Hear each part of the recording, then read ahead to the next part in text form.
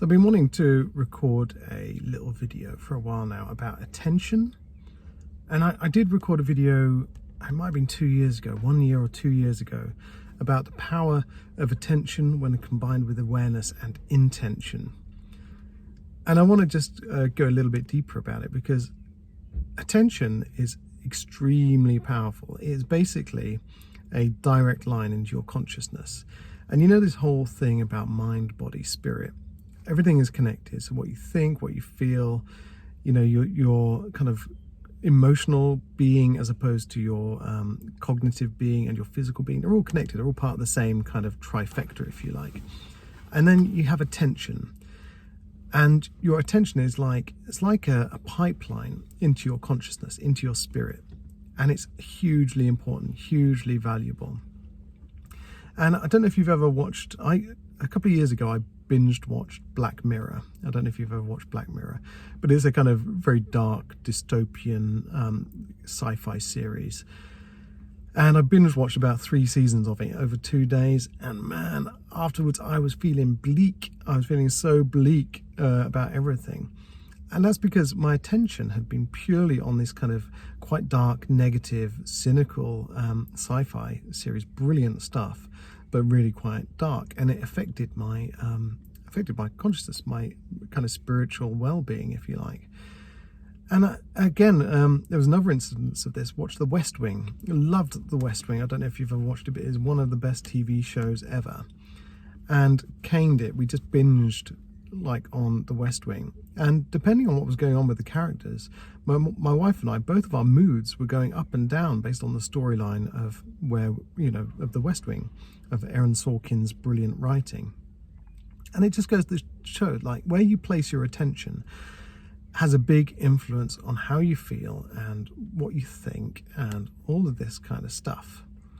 It is a pipeline into your consciousness.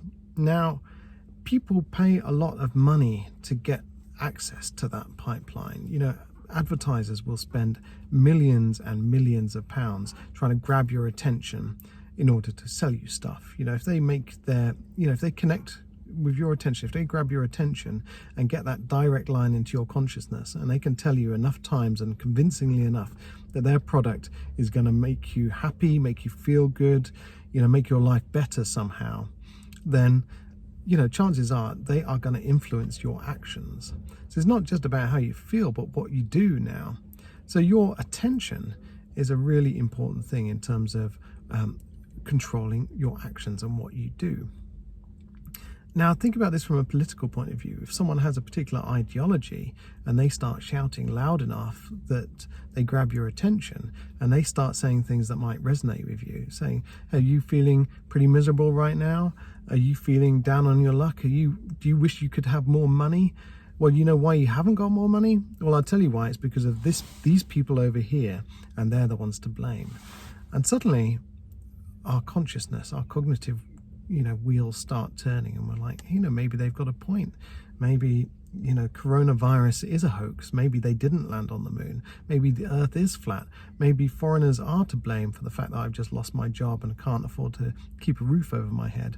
Maybe it is a problem with this other group, XYZ, And suddenly our actions are being manipulated through this kind of connection into our consciousness, through our attention. Because if they can convince you to change the way you vote, convince you to change the way you shop, then that is hugely powerful. But the thing is, ultimately, we control our attention. We have the power. And that's when you combine it with awareness, when you combine it with, we are aware of what we eat half the time. If we live on a diet of junk food, you've got to be pretty stupid to kind of scratch your head and wonder why you're fat, or you've got heart disease, or you're not feeling very well. And it's the same with the way we digest things into our consciousness. We allow people to kind of feed us junk all the time because it's easy to nibble on, and it's a bit tasty. It kind of fires us up. We like a bit of drama, we like a bit of gossip, we like to be angry about stuff. But ultimately, it's making us fat and it's making us lazy because we don't have to think anymore because someone's doing the thinking for us. It's like, what are my problems here? It couldn't possibly be anything I'm doing. It couldn't possibly be these burgers that I'm eating or this junk food that I'm eating or the fact that I'm consuming so much news media every day, and that's why I'm miserable all day long. You know, the fact is, we need to take ownership of where we put our attention, because when we do that, we start to influence how we feel and the quality of our lives. So think about it for a minute. If you start to take an interest in sport, something that makes you feel good, you know, eating healthily, take an interest in cooking, suddenly, you know, you're no longer eating junk food and your life improves. If you take an interest in how you look, for example, suddenly you might find yourself more attractive to employers. If you take an interest in an academic subject and focus your attention there, suddenly you're getting a higher job, you're getting qualifications, your life improves. Take an interest in something meditative like gardening, for God's sake, or, you know, something something caring, something that gives back to society, like helping out at your local soup kitchen or something like that. Focusing your attention somewhere wholesome and somewhere worthwhile, rather than just consuming this toxic propaganda that, you know, people are trying to catch your attention with all the time, you know, by you know, putting ridiculous notions in front of us that are eye-catching. You know, it's like clickbait for the soul. But suddenly we get a little bit more influence over our lives and the quality of those lives. You know, if we start to put our attention in highly focused ways and highly focused places, we can start to, you know, change the world, at least starting with our world. And if we all do this one at a time and start to stop having our attention hijacked by people who profit from it or people who gain power from it, then perhaps we can actually do some good here and do something worthwhile. So there's a little thought. Where's your attention going? Is it going onto something that makes you feel angry about a foreign nation? Is it, you know, if you're a Republican, is your attention being drawn to yet another terrible thing that the Democrats have done, and vice versa? You know, where is your attention going? Why are you angry all the time? Why are you feeling miserable? Is it because your attention is going somewhere that actually ultimately is harming you and your way of life? So don't believe the lies, don't click the clickbait, and just become aware of where your attention is, because where you place it can have a massive impact on the quality of your life. You know, read a book, go for a walk, listen to the birds in the trees outside your house. Just do something better with your attention, because it's super valuable.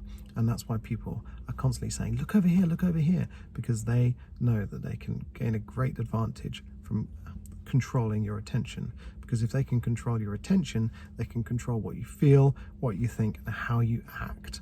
And that is really important when you're playing games for money, for power, whatever it is. So take that power back, own your attention, put it somewhere more interesting instead, do some good with it, because ultimately it's our connection into our consciousness, our spirit, and that whole mind, body, spirit trifecta. All right, kind of spiritual nonsense rant for the day, but I hope there's something in there that you can appreciate, because you have the power to change your life. And as David Brooks says, successful people have two beliefs. One is that tomorrow can be better than today, and the other is that I have the power to make it so. So use your attention wisely, because it's your superpower, but it's also your Achilles heel. All right, cheers.